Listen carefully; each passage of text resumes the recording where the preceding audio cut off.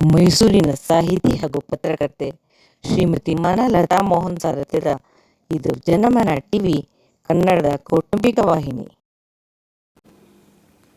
ಮೈಸೂರಿನ ಶ್ರೀರಾಂಪುರದ ಮೂಕಾಂಬಿಕಾ ಸಮೃದ್ಧಿ ಬಡಾವಣೆ ಇಲ್ಲಿ ಮನೆ ಸಂಖ್ಯೆ 63ರಲ್ಲಿ ಈ ಒಂದು ಬನಶಂಕರಿ ಬೊಂಬೆ ಮನೆಯನ್ನು ಮಾಡಿದ್ದೇವೆ.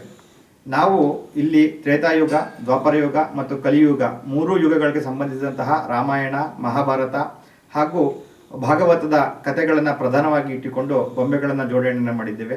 ಇದರಲ್ಲಿ ಪ್ರಮುಖವಾಗಿ ನಾವು ರಾಮಾಯಣದಿಂದ ಶ್ರವಣಕುಮಾರನ ಕಥೆಗಳು, ರಾಮನ ವಿವಾಹ, ರಾಮ ಅಯೋಧ್ಯೆಯಿಂದ ವನವಾಸಕ್ಕೆ ಹೋಗಿದ್ದು ಹಾಗೂ ರಾಮನ ಅಯೋಧ್ಯೆ ಮಂದಿರವಾಗಿರ್ತಕ್ಕಂಥದ್ದು, ಲಕ್ಷ್ಮಣ ಮೂರ್ಛೆ ಹೋದಾಗ ಸಂಜೀವಿನಿ ಪರ್ವತವನ್ನು ಆಂಜನೇಯ ತಂದಿದ್ದು, ಇದಿಷ್ಟನ್ನು ಸಹ ನಾವು ರಾಮಾಯಣದ ಭಾಗವಾಗಿ ತೆಗೆದುಕೊಂಡಿದ್ರೆ, ಕೃಷ್ಣನ ಜನ್ಮವಾದಂತಹ ಜನ್ಮದಿಂದ ಹಿಡಿದು ವಸುದೇವ ಮತ್ತು ಯಶೋದೆಯೊಡನೆ ಕೃಷ್ಣ ಇದ್ದಿದ್ದು, ವಸುದೇವ ಅವನನ್ನು ಕರ್ಕೊಂಡು ಹೋಗಿದ್ದು ಮತ್ತು ಕೃಷ್ಣ ತನ್ನ ಬಾಲ್ಯದಲ್ಲೇ ಹಲವಾರು ರಾಕ್ಷಸರನ್ನ ಕೊಂದಿದ್ದಂತಹ ಪೂತನಿ ಸಂಹಾರ ಇರ್ಬೋದು, ಕಂಸನ ಸಂಹಾರ ಇರ್ಬೋದು, ಧೇನುಕಾಸುರನ ವಧೆ ಇರ್ಬೋದು, ಬಕಾಸುರನ ವಧೆ, ಗೋವರ್ಧನಗಿರಿ ಪರ್ವತವನ್ನು ಎತ್ತಿ ಅವನು ಆ ಗೋವುಗಳನ್ನು ಮತ್ತು ಜನಗಳನ್ನು ರಕ್ಷಣೆಯನ್ನು ಮಾಡಿದ್ದು, ಕಾಳಿಂಗ ಮರ್ದನ, ಈ ರೀತಿ ಕೃಷ್ಣನ ನಾನಾ ವಿಧ ಬಾಲ್ಯದ ಅವತಾರಗಳನ್ನು ಇಟ್ಕೊಂಡಿದ್ದೇವೆ.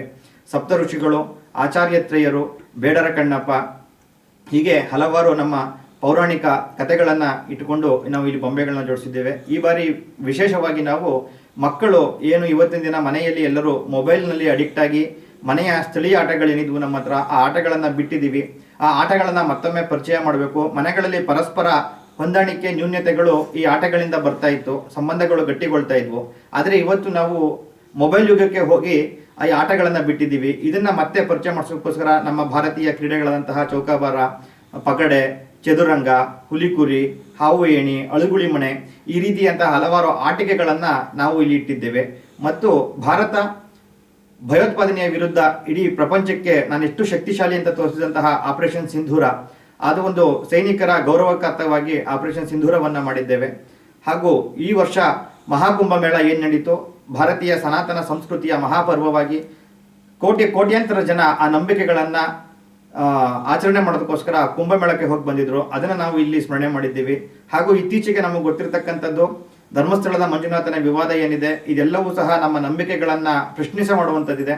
ಅಂತಹ ಒಂದು ನಂಬಿಕೆಗಳನ್ನು ನಾವು ಕಳ್ಕೋಬಾರದು ಅಂತ ಹೇಳಿ ಶ್ರೀ ಮಂಜುನಾಥನನ್ನು ನಾವಿಲ್ಲಿ ಸ್ಮರಿಸಿದ್ದೇವೆ. ಹಾಗೂ ಶುಭಾಂಶು ಶುಕ್ಲ ಭಾರತದ ಕೀರ್ತಿಯನ್ನು ಬಾಹ್ಯಾಕಾಶಕ್ಕೆ ತೆಗೆದುಕೊಂಡಂತಹ ಒಬ್ಬ ಮಹಾನ್ ಶ್ರೇಷ್ಠ ವಿಜ್ಞಾನಿಯಾಗಿದ್ದಾನೆ, ಅವನನ್ನು ಸಹ ನಾವು ಸ್ಮರಿಸಿದ್ದೇವೆ. ಹಾಗೂ ನಾವು ಎಷ್ಟೇ ನಗರ ವಾತಾವರಣಗಳಿದ್ರೂ ಸಹ ಗ್ರಾಮೀಣ ಅನ್ನೋದು ನಮ್ಮ ಮೂಲವಾಗಿದೆ. ಅಂತಹ ಗ್ರಾಮೀಣದ ಬದುಕು ಹೇಗಿದೆ ಅಂತ ತೋರಿಸೋದಕ್ಕೆ ಗ್ರಾಮೀಣವನ್ನು, ಇವತ್ತಿನ ಮಾಲ್ಗಳ ಮಧ್ಯ ನಮ್ಮ ಸ್ಥಳೀಯ ಉದ್ಯೋಗಗಳು ಹಾಳಾಗ್ತಾ ಇವೆ, ಅದಕ್ಕೋಸ್ಕರ ಸ್ಥಳೀಯದನ್ನು ಬಳಸಿ ವೋಕಲ್ ಫಾರ್ ಲೋಕಲ್ ಅಂತ ಹೇಳಿ ಮತ್ತು ಸ್ವದೇಶಿಯನ್ನು ಬಳಸಿ ಜಾಗೃತಿಯ ಮಾಡಿಸೋದಕ್ಕೋಸ್ಕರ ಆ ಸ್ವದೇಶಿಯ ಒಂದು ವಸ್ತುಗಳನ್ನು ಇಟ್ಟಿದ್ದೇವೆ. ಹಾಗೂ ವಿವಾಹಗಳಲ್ಲಿ ಹಲವಾರು ರೀತಿಗಳಿವೆ. ನಮ್ಮ ಮೈಸೂರು ಭಾಗದ ವಿವಾಹ ಅಂತಕ್ಕಂಥದ್ದು ಬಹಳ ವೈಭವವಾದದ್ದು, ಮಹೋತ್ಸವವಾದದ್ದು. ಆ ಮೈಸೂರಿನ ಭಾಗದ ವಿವಾಹವನ್ನು ಪರಿಚಯ ಮಾಡಿಸ್ಕೊಡೋದಕ್ಕೋಸ್ಕರ ವಿವಾಹದ ವಿವಿಧ ಶಾಸ್ತ್ರಗಳನ್ನು ಪರಿಚಯ ಮಾಡುವಂಥ ಬೊಂಬೆಗಳನ್ನು ಇಟ್ಟಿದ್ದೇವೆ. ಮೈಸೂರು ಅಂತ ಹೇಳಿದ್ರೆ ಅರಮನೆ, ಅರಮನೆಯಿಂದ ನಮ್ಮ ಅಂಬಾರಿ ಜೊತೆಗೆ ಮೈಸೂರು ದಸರಾ, ಇವೆಲ್ಲವೂ ವಿಶ್ವವಿಖ್ಯಾತ ಆಗಿದೆ ಅಂತ ಹೇಳಿದ್ರೆ ನಮ್ಮ ಶ್ರೀಮನ್ ಮಹಾರಾಜರು ಅದಕ್ಕೆ ಪ್ರಮುಖರು. ಅಂತಹ ಮೈಸೂರಿನ ಅರಮನೆಯನ್ನು ನಾನು ಇಲ್ಲಿ ಇಟ್ಟಿದ್ದೇವೆ. ಹಾಗೂ ರಾಷ್ಟ್ರೀಯ ಸ್ವಯಂ ಸೇವಕ ಸಂಘ ಸ್ಥಾಪನೆಯಾಗಿ ಈ ವರ್ಷಕ್ಕೆ ವಿಜಯದಶಮಿಗೆ 100 ವರ್ಷ ಆಗ್ತದೆ. ಒಂದು ಸಂಘಟನೆ 100 ವರ್ಷಗಳಿಂದ ಎಷ್ಟು ಪ್ರಬಲವಾಗಿದೆ ಹಾಗೂ ಎಷ್ಟು ಸಮಾಜಮುಖಿಯಾಗಿದೆ ಅಂತ ತಿಳ್ಕೊಳ್ಳೋಕ್ಕೋಸ್ಕರ ಒಂದು ರಾಷ್ಟ್ರೀಯ ಸ್ವಯಂ ಸೇವಕ ಸಂಘದ ಭಗವಧ್ವಜವನ್ನು ಇಲ್ಲಿ ಇಟ್ಟಿದ್ದೇವೆ. ಹಾಗೂ ಸಾಹಸ ಸಿಂಹ ವಿಷ್ಣುವರ್ಧನ್ ರವರಿಗೆ 75 ವರ್ಷ ತುಂಬಿ ಈ ವರ್ಷ ಅವರಿಗೆ ಕರ್ನಾಟಕ ರತ್ನ ಪ್ರಶಸ್ತಿ ಬಂದಿದೆ. ನಮ್ಮ ಈ ಬೊಂಬೆ ಮನೆಯಲ್ಲಿ ನಾವು ಆ ವಿಷ್ಣುವರ್ಧನ್ ಸ್ಮರಿಸಿದ್ದೇವೆ. ಮತ್ತು ನಾಡಗೀತೆಗೆ 100 ವರ್ಷ ಸಂದಿದೆ ಕುವೆಂಪುರವರು ರಚಿಸಿ, ಅದಕ್ಕೋಸ್ಕರ ಆ ನಾಡಗೀತೆಯನ್ನು ಒಂದು ಸ್ಮರಣೆ ಮಾಡೋದಕ್ಕೋಸ್ಕರ ಒಂದು ಕನ್ನಡದ ಬಾವುಟವನ್ನು ನಾವಲ್ಲಿ ಇಟ್ಟಿದ್ದೇವೆ.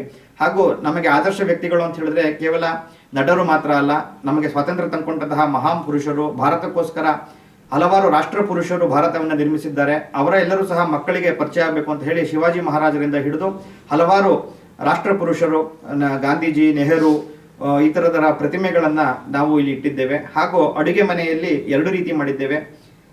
ಹಿಂದಿನ ಸಾಂಪ್ರದಾಯಿಕ ಅಡುಗೆ ಮನೆಗಳು ಹೇಗಿದ್ವು ಮತ್ತು ಇವತ್ತಿನ ಅಡುಗೆ ಮನೆ ಹೇಗಿದೆ ಅಂತ. ಸಾಂಪ್ರದಾಯಿಕ ಅಡುಗೆ ಮನೆಗಳಿದ್ದಾಗ ಆರೋಗ್ಯಗಳು ತುಂಬ ಚೆನ್ನಾಗಿದ್ವು. ಇವತ್ತಿನ ನಾವು ಮಾಡರ್ನೈಸ್ಡ್ ಕಿಚನ್ಗೆ ಹೋದಾಗ ನಮಗೆ ಆರೋಗ್ಯ ಸಮಸ್ಯೆಗಳು ಜಾಸ್ತಿ ಇವೆ. ಇದು ಒಂದು ಇರಬಹುದು ಅನ್ನೋ ಒಂದು ಸಣ್ಣ ಮಾಹಿತಿ ಜನಕ್ಕೆ ಸಿಗಲಿ ಅಂತ ಹೇಳಿ ಅಡುಗೆ ಮನೆಯನ್ನು ಮಾಡಿದ್ದೇವೆ. ಹೀಗೆ ಒಟ್ಟು 600ಕ್ಕೂ ಹೆಚ್ಚು ಬೊಂಬೆಗಳನ್ನು ಇಟ್ಟು ಈ ವರ್ಷದ 2025ರ ಬೊಂಬೆ ಪ್ರದರ್ಶನವನ್ನು ನಾವು ಮಾಡ್ತಾ ಇದ್ದೇವೆ.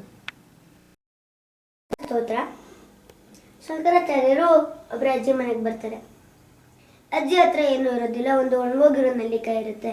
ಅದನ್ನು ಕೊಟ್ಬಿಟ್ಟು ಹೇಳ್ತಾರೆ, ನಂತರ ಇಷ್ಟೇ ಇರೋದು ಮಗು, ಇನ್ನೇನು ಇಲ್ಲ ಅಂತ ಹೇಳಿದಾಗ ಶಂಕರಾಚಾರ್ಯರು ಯೋಚಿಸ್ತಾರೆ, ಇಷ್ಟೊಂದು ಬಡತನ ಇದೆಯಾ ಪಾಪ ಅಂತ ಹೇಳ್ಬಿಟ್ಟು ಅಲ್ಲೇ ಲಕ್ಷ್ಮೀದೇವಿನ ಪ್ರಾರ್ಥನೆ ಮಾಡಿ ಚಿನ್ನದ ನೆಲ್ಲಿಕಾಯಿನ ತರಿಸ್ಕೊಡ್ತಾರೆ. ಮತ್ತೆ ನೀವೆಲ್ಲರೂ ಕೇಳಿರ್ಬೋದು, ಶಿವ ಪಾರ್ವತಿನ ಗಣೇಶ ಸುತ್ತದ ಮತ್ತೆ ಸುಬ್ರಹ್ಮಣ್ಯ ಲೋಕನ ಸುತ್ತದ ಅಂತ. ಇದನ್ನ ಸಂಸ್ಕೃತ ಹೇಳ್ತಿದ್ದೀನಿ. ಶಿವ ಪಾರ್ವತಿ ಚ ಕೈಲಾಸೇ ವಸತಿ, ಶಿವಸ್ಯ ಪುತ್ರೌ ಗಣೇಶಃ ಷಣ್ಮುಖಃ ಚ. ಏಕದಾ ನಾರದಃ ಕೈಲಾಸ ಪರ್ವತೆ ಆಗಚ್ಚತಿ, ಶಿವಾಯ ಏಕಂ ಅಪೂರ್ವಂ ಫಲಂ ದದಾತಿ. ಶಿವಃ ಚಿಂತಯತಿ, ಮಮ ದ್ವೌ ಪುತ್ರೌ ಪರಂತಃ ಏವಮೇವ ಫಲಂ ಅಸ್ತಿ, ಕಿಂ ಕರೋಮಿ. ಅಂತೆ ಶಿವಃ ಗಣೇಶಃ ಸುಬ್ರಹ್ಮಣ್ಯಃ ಆಹ್ವಾಯತಿ ವದತಿ ಚ, ಅಹಂ ಏಕಂ ಪರೀಕ್ಷಾಂ ಕರೋಮಿ, ಲೋಕಾತ್ ಪ್ರದಕ್ಷಿಣತಃ ಆದೌ ಸಮರ್ಪಯತಃ ತಸ್ಮೈ ಅಹಂ ಅಪೂರ್ವಂ ಫಲಂ ದದಾಮಿ. ಸಂತುಷ್ಟಃ ಸುಬ್ರಹ್ಮಣ್ಯಃ ತಸ್ಯ ವಾಹನಂ ಮಯೂರಸ್ಯ ಆರೋಹಯತಿ, ಲೋಕಾತ್ ಪ್ರದಕ್ಷಿಣಾತ್ ಗಚ್ಚತಿ. ಗಣೇಶಃ ಚಿಂತಯತಿ, ಮಮ ವಾಹನಂ ಮೂಷಕಃ ಅತೀವ ಲಘು ಪ್ರಾಣಿ, ಮೂಷಕಃ ಮಂದಂ ಚಲತಿ, ಕಿಂ ಕರೋಮಿ. ಗಣೇಶಃ ಶಿವಃ ಪೃಚ್ಛತಿ, ಪಿತುಃ ಲೋಕಾತ್ ಶ್ರೇಷ್ಠತಃ ಕಃ. ಶಿವಃ ವದತಿ, ಮಾತಾ ಪಿತಾ ಚ ಇತಿ.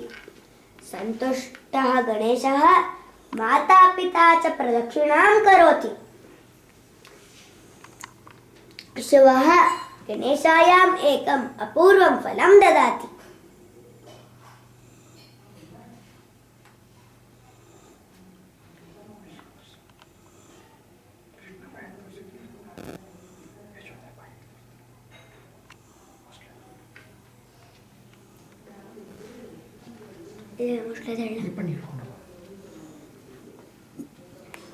ಒಂದು ಮರದಲ್ಲಿ ಕೋತಿ ಇರುತ್ತೆ, ಮತ್ತೆ ಅದು ಯಾವಾಗಲೂ ಹಣ್ಣು ತಿಂತಾ ಇರುತ್ತೆ. ಆ ಮರದಲ್ಲಿ ನೇರಳೆ ಹಣ್ಣು ಇರುತ್ತೆ. ಮತ್ತೆ ಒಂದಿನ ಮೊಸಳೆ ಬಂದು ಕೋತಿನ ಕೇಳುತ್ತೆ, ನೀನು ಸ್ವಲ್ಪ ಹಣ್ಣನ್ನು ಕೊಡ್ತೀಯ ಅಂತ ಕೇಳಿದಾಗ ಕೋತಿ ಹೇಳುತ್ತೆ, ಆಯ್ತು ಕೊಡ್ತೀನಿ. ಹೇಳಿದಾಗ ಇಬ್ರು ಸ್ನೇಹಿತರಾಗ್ತಾರೆ.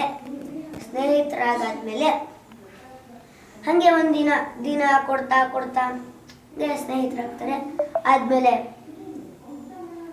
ಮೊಸಳೆ ಹೋಗಿ ಮೊಸಳೆ ಹೆಂಡತಿಗೆ ಹೇಳುತ್ತೆ,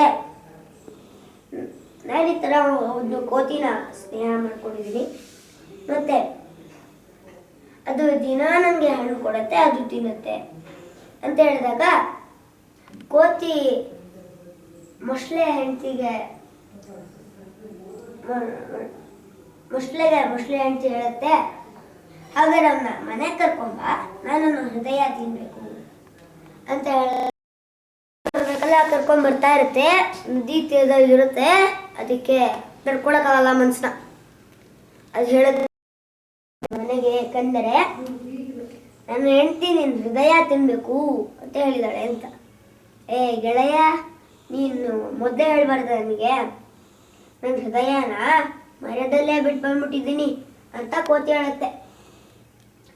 ಆ ಮೊಸಳೆನೋ ಹೇಳ್ಕೊಂಡು ಹೋಗುತ್ತೆ, ಆಯ್ತಾಯ್ತು ತಗೊಂಬ ಬೇಗ ಅಂತ ಬಂದ್ಬಿಟ್ಟು ಹೋಗುತ್ತೆ. ಅದಾದ್ಮೇಲೆ ಚಂದ ಮರದ ಮೇಲೆ ಹಾರ್ಬಿಡುತ್ತೆ. ಹಾರಾದ್ಮೇಲೆ ಅದು ಹೇಳುತ್ತೆ, ನನ್ನ ಹೃದಯನೂ ಬಿಟ್ಟಿಲ್ಲ, ಏನು ಬಿಟ್ಟಿಲ್ಲ, ಹೋಗು ಸುಮ್ಮನೆ, ನೀನು ಸ್ನೇಹನೂ ಬೇಡ, ನನಗೆ ಏನು ಬೇಡ, ಹೋಗು, ಈ ಥರ ಮಾಡಕ್ಕೆ ನಾನು ನೀನು ಸ್ನೇಹ ಮಾಡ್ಕೊಂಡಿಲ್ಲ ಅಂತ ಹೇಳಿ ಕಳಿಸುತ್ತೆ. ಆಗ ಇದು ಮುಖ ಹಾಕೊಂಡು ಹೋಗುತ್ತೆ ಅಷ್ಟು. ಮತ್ತೆ ಇದು ನಮ್ಮದು ಈ ಸಾಕ್ಷಿನು. ಇಷ್ಟೆಲ್ಲ ಆಟ ಇದೆ ನಮ್ಮ ಹತ್ರ, ಹಳೆ ಕಾಲದ ಆಟಗಳು. ಆದರೆ ಈಗಿನ ಮಕ್ಕಳು ಮೊಬೈಲ್ ಅಡಿಕ್ಟ್ ಆಗಿದ್ದಾರೆ ನೋಡಿ. ಚೌಕಾಬಾರ, ಗೋಲಿ, ಪಗಡೆ, ಚದುರಂಗ, ಹುಲಿಕುರಿ, ಬುಗುರಿ, ಹಾವು ಏಣಿ, ಎಕ್ಸು, ಕುಂಟೆ ಬಿಲ್ಲೆ, ಆಣೆಕಲ್ಲು, ಲಗೋರಿ, ಇವೆಲ್ಲ ನಮ್ಮ ಹಳೆ ಕಾಲದ ಆಟಗಳು.